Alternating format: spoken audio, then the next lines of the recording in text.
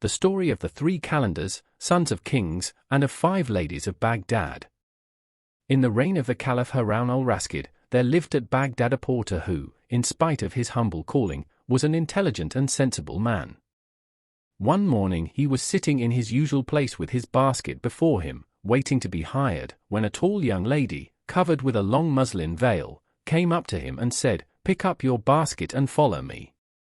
The porter, who was greatly pleased by her appearance and voice, jumped up at once, poised his basket on his head, and accompanied the lady, saying to himself as he went, "Oh, happy day! Oh, lucky meeting!" The lady soon stopped before a closed door, at which she knocked. It was opened by an old man with a long white beard, to whom the lady held out money without speaking. The old man, who seemed to understand what she wanted, vanished into the house, and returned bringing a large jar of wine, which the porter placed in his basket. Then the lady signed to him to follow, and they went their way. The next place she stopped at was a fruit and flower shop, and here she bought a large quantity of apples, apricots, peaches, and other things, with lilies, jasmine, and all sorts of sweet-smelling plants. From this shop she went to a butcher's, a grocer's, and a poulterer's, till at last the porter exclaimed in despair, "My good lady, if you had only told me you were going to buy enough provisions to stock a town, I would have brought a horse, or rather a camel." The lady laughed, and told him she had not finished yet, but after choosing various kinds of scents and spices from a druggist's store, she halted before a magnificent palace, at the door of which she knocked gently. The porteress who opened it was of such beauty that the eyes of the man were quite dazzled, and he was the more astonished as he saw clearly that she was no slave. The lady who had led him hither stood watching him with amusement, till the porteress exclaimed, "Why don't you come in, my sister? This poor man is so heavily weighed down that he is ready to drop." When they were both inside, the door was fastened, and they all 3 entered a large court, surrounded by an open-work gallery. At one end of the court was a platform, and on the platform stood an amber throne supported by 4 ebony columns, garnished with pearls and diamonds. In the middle of the court stood a marble basin filled with water from the mouth of a golden lion. The porter looked about him, noticing and admiring everything, but his attention was specially attracted by a 3rd lady sitting on the throne, who was even more beautiful than the other 2. By the respect shown to her by the others, he judged that she must be the eldest, and in this he was right. This lady's name was Zobayda, the porteress was Sadie, and the housekeeper was Amina. At a word from Zobayda, Sadie and Amina took the basket from the porter, who was glad enough to be relieved from its weight, and when it was emptied, paid him handsomely for its use. But instead of taking up his basket and going away, the man still lingered, till Zobayda inquired what he was waiting for, and if he expected more money. "Oh, madam," returned he, "you have already given me too much, and I fear I may have been guilty of rudeness in not taking my departure at once. But if you will pardon my saying so, I was lost in astonishment at seeing such beautiful ladies by themselves.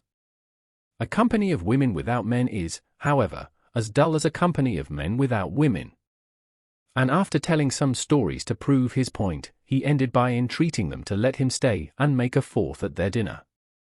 The ladies were rather amused at the man's assurances, and after some discussion it was agreed that he should be allowed to stay, as his society might prove entertaining.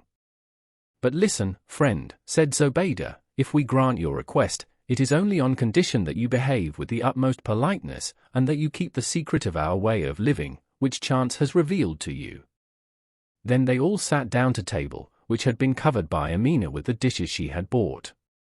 After the first few mouthfuls, Amina poured some wine into a golden cup. She first drank herself, according to the Arab custom, and then filled it for her sisters. When it came to the porter's turn, he kissed Amina's hand, and sang a song, which he composed at the moment in praise of the wine. The 3 ladies were pleased with the song, and then sang themselves, so that the repast was a merry one, and lasted much longer than usual. At length, seeing that the sun was about to set, Saadia said to the porter, "Rise and go, it is now time for us to separate." "Oh, madam," replied he, "how can you desire me to quit you in the state in which I am? Between the wine I have drunk, and the pleasure of seeing you, I should never find the way to my house. Let me remain here till morning, and when I have recovered my senses I will go when you like. Let him stay, said Amina, who had before proved herself his friend. It is only just, as he has given us so much amusement. If you wish it, my sister, replied Zobeida, but if he does, I must make a new condition. Porter, she continued, turning to him, if you remain, you must promise to ask no questions about anything you may see. If you do, you may perhaps hear what you don't like. This being settled, Amina brought in supper and lit up the hall with a number of sweet-smelling tapers. They then sat down again at the table and began with fresh appetites to eat, drink, sing, and recite verses. In fact, they were all enjoying themselves mightily when they heard a knock at the outer door, which Sadie rose to open. She soon returned saying that 3 calendars, all blind in the right eye, and all with their heads, faces, and eyebrows clean-shaved, begged for admittance, as they were newly arrived in Bagdad, and night had already fallen. They seem to have pleasant manners, she added, but you have no idea how funny they look. I am sure we should find their company diverting. Zobeida and Amina made some difficulty about admitting the newcomers, and Sadie knew the reason of their hesitation. But she urged the matter so strongly that Zobeida was at last forced to consent. Bring them in, then, said she, but make them understand that they are not to make remarks about what does not concern them, and be sure to make them read the inscription over the door. For on the door was written in letters of gold, whoso meddles in affairs that are no business of his, will hear truths that will not please him. The 3 calendars bowed low on entering, and thanked the ladies for their kindness and hospitality. The ladies replied with words of welcome, and they were all about to seat themselves when the eyes of the calendars fell on the porter, whose dress was not so very unlike their own, though he still wore all the hair that nature had given him. This, said one of them, is apparently one of our Arab brothers, who has rebelled against our ruler. The porter, although half asleep from the wine he had drunk, heard the words, and without moving cried angrily to the calendar, sit down and mind your own business. Did you not read the inscription over the door? Everybody is not obliged to live in the same way. Do not be so angry, my good man, replied the calendar, we should be very sorry to displease you, so the quarrel was smoothed over, and supper began in good earnest. When the calendars had satisfied their hunger, they offered to play to their hostesses, if there were any instruments in the house. The ladies were delighted at the idea, and Sadie went to see what she could find, returning in a few moments laden with 2 different kinds of flutes and a tambourine. Each calendar took the one he preferred, and began to play a well-known air, while the ladies sang the words of the song. These words were the gayest and liveliest possible, and every now and then the singers had to stop to indulge the laughter which almost choked them. In the midst of all their noise, a knock was heard at the door. Now early that evening the Caliph secretly left the palace, accompanied by his Grand Vizier, Giafar, and Mesrour, chief of the eunuchs, all 3 wearing the dresses of merchants. Passing down the street, the Caliph had been attracted by the music of instruments and the sound of laughter, and had ordered his vizier to go and knock at the door of the house, as he wished to enter.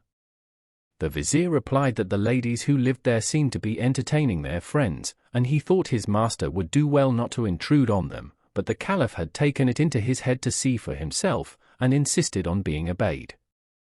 The knock was answered by Sadie, with a taper in her hand, and the vizier, who was surprised at her beauty, bowed low before her, and said respectfully, Madam, we are 3 merchants who have lately arrived from Mosul, and, owing to a misadventure which befell us this very night, only reached our inn to find that the doors were closed to us till tomorrow morning.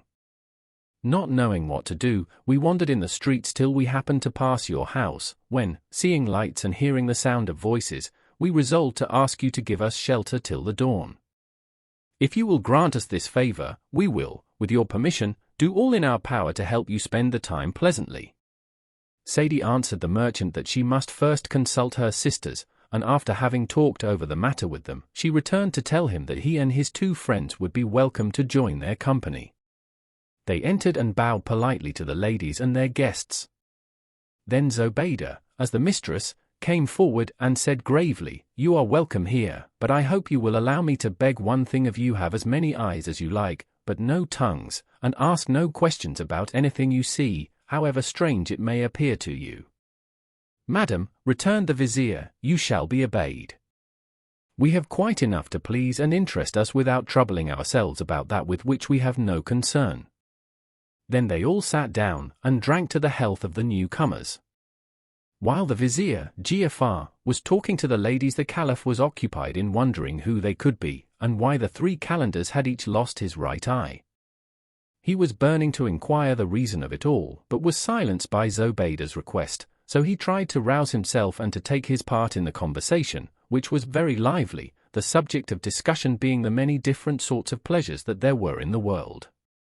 After some time the calenders got up and performed some curious dances, which delighted the rest of the company. When they had finished, Zobeida rose from her seat, and, taking Amina by the hand, she said to her, "My sister, our friends will excuse us if we seem to forget their presence and fulfill our nightly task." Amina understood her sister's meaning, and collecting the dishes, glasses, and musical instruments, she carried them away, while Sadie swept the hall and put everything in order. Having done this, she begged the calenders to sit on a sofa on one side of the room, and the caliph and his friends to place themselves opposite. As to the porter, she requested him to come and help her and her sister. Shortly after, Amina entered carrying a seat, which she put down in the middle of the empty space. She next went over to the door of a closet and signed to the porter to follow her. He did so, and soon reappeared leading 2 black dogs by a chain, which he brought into the center of the hall. Zobeida then got up from her seat between the calenders and the caliph and walked slowly across to where the porter stood with the dogs. "We must do our duty," she said with a deep sigh, pushing back her sleeves, and, taking a whip from Sadie, she said to the man, "Take one of those dogs to my sister Amina and give me the other." The porter did as he was bid, but as he led the dog to Zobeida it uttered piercing howls and gazed up at her with looks of entreaty. But Zobeida took no notice, and whipped the dog till she was out of breath. She then took the chain from the porter, and, raising the dog on its hind legs, they looked into each other's eyes sorrowfully till tears began to fall from both. Then Zobeida took her handkerchief and wiped the dog's eyes tenderly, after which she kissed it, then, putting the chain into the porter's hand, she said, "Take it back to the closet and bring me the other." The same ceremony was gone through with the second dog, and all the while the whole company looked on with astonishment. The caliph in particular could hardly contain himself, and made signs to the vizier to ask what it all meant. But the vizier pretended not to see, and turned his head away. Zobeida remained for some time in the middle of the room, till at last Sadie went up to her and begged her to sit down, as she also had her part to play. At these words Amina fetched a lute from a case of yellow satin and gave it to Sadie, who sang several songs to its accompaniment. When she was tired she said to Amina, "My sister, I can do no more, come, I pray you, and take my place." Amina struck a few chords and then broke into a song, which she sang with so much ardor that she was quite overcome, and sank gasping on a pile of cushions, tearing open her dress as she did so to give herself some air. To the amazement of all present, her neck, instead of being as smooth and white as her face, was a mass of scars. The calenders and the caliph looked at each other, and whispered together, unheard by Zobeida and Sadie, who were tending their fainting sister. "What does it all mean?" asked the caliph. "We know no more than you," said the calender to whom he had spoken. "What? You do not belong to the house?" "My lord," answered all the calenders together, "we came here for the first time an hour before you." They then turned to the porter to see if he could explain the mystery, but the porter was no wiser than they were themselves. At length the caliph could contain his curiosity no longer, and declared that he would compel the ladies to tell them the meaning of their strange conduct. The vizier, foreseeing what would happen, implored him to remember the condition their hostesses had imposed, and added in a whisper that if His Highness would only wait till morning he could as caliph summon the ladies to appear before him. But the caliph, who was not accustomed to be contradicted, rejected this advice, and it was resolved after a little more talking that the question should be put by the porter. Suddenly Zobeida turned round, and seeing their excitement she said, "What is the matter? What are you all discussing so earnestly?" "Madam," answered the porter, "these gentlemen entreat you to explain to them why you should first whip the dogs and then cry over them, and also how it happens that the fainting lady is covered with scars. They have requested me, madam, to be their mouthpiece." "Is it true, gentlemen," asked Zobeide, drawing herself up, "that you have charged this man to put me that question?" "It is," they all replied, except Giafar, who was silent. "Is this," continued Zobeide, growing more angry every moment, "is this the return you make for the hospitality I have shown you? Have you forgotten the one condition on which you were allowed to enter the house? Come quickly," she added, clapping her hands 3 times, and the words were hardly uttered when 7 black slaves, each armed with a saber, burst in and stood over the 7 men, throwing them on the ground, and preparing themselves, on a sign from their mistress, to cut off their heads. The 7 culprits all thought their last hour had come, and the Caliph repented bitterly that he had not taken the vizier's advice. But they made up their minds to die bravely, all except the porter, who loudly inquired of Zobeide why he was to suffer for other people's faults, and declared that these misfortunes would never have happened if it had not been for the Calenders, who always brought ill luck. He ended by imploring Zobeide not to confound the innocent with the guilty and to spare his life. In spite of her anger, there was something so comic in the groans of the porter that Zobeide could not refrain from laughing. But putting him aside, she addressed the others a second time, saying, "Answer me, who are you? Unless you tell me truly, you have not another moment to live. I can hardly think you are men of any position, whatever country you belong to. If you were, you would have had more consideration for us." The Caliph, who was naturally very impatient, suffered far more than either of the others at feeling that his life was at the mercy of a justly offended lady, but when he heard her question he began to breathe more freely, for he was convinced that she had only to learn his name and rank for all danger to be over. So he whispered hastily to the vizier, who was next to him, to reveal their secret. But the vizier, wiser than his master, wished to conceal from the public the affront they had received, and merely answered, "After all, we have only got what we deserved." Meanwhile Zobeide had turned to the 3 Calenders and inquired if, as they were all blind, they were brothers. "No, madam," replied one, "we are no blood relations at all, only brothers by our mode of life." "And you," she asked, addressing another, "were you born blind of one eye?"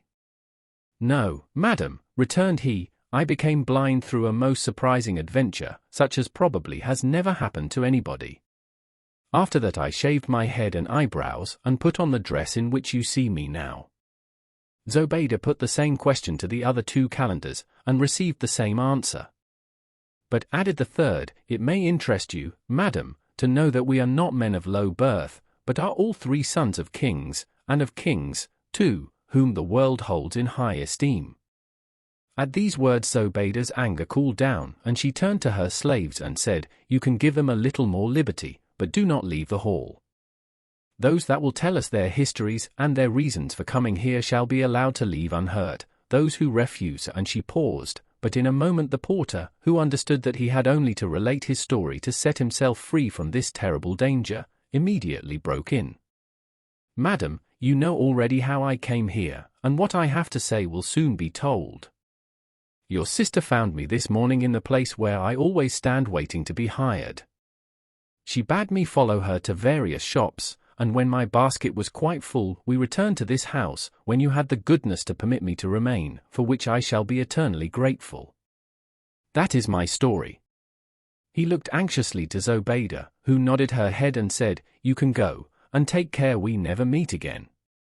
"Oh, madam," cried the porter, "let me stay yet a little while. It is not just that the others should have heard my story and that I should not hear theirs," and without waiting for permission he seated himself on the end of the sofa occupied by the ladies, whilst the rest crouched on the carpet, and the slaves stood against the wall. Then one of the Calenders, addressing himself to Zobeide as the principal lady, began his story.